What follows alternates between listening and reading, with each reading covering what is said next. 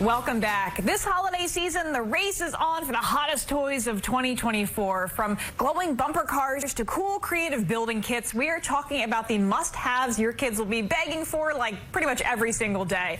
Joining us now for more on what toys are flying off the shelves is Chief Toy Officer with the Toy Insider, Laurie Schacht. Thank you so much for joining me, and what a great title, Chief Toy Officer. Well, listen, it's a tough job, but someone's got to do it, and I have some of the best toys for the holidays. I'm going to show you some of my favorites. So this is our build your own Prismic 3D puzzle.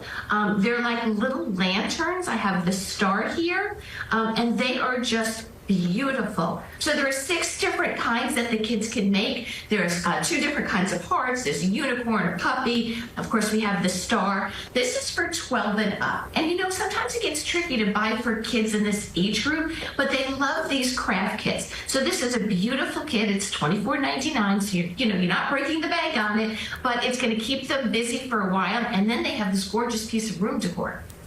Laurie, I was going to say I have a niece and a nephew around that age, and I was like, boom, that's exactly what I am getting for them.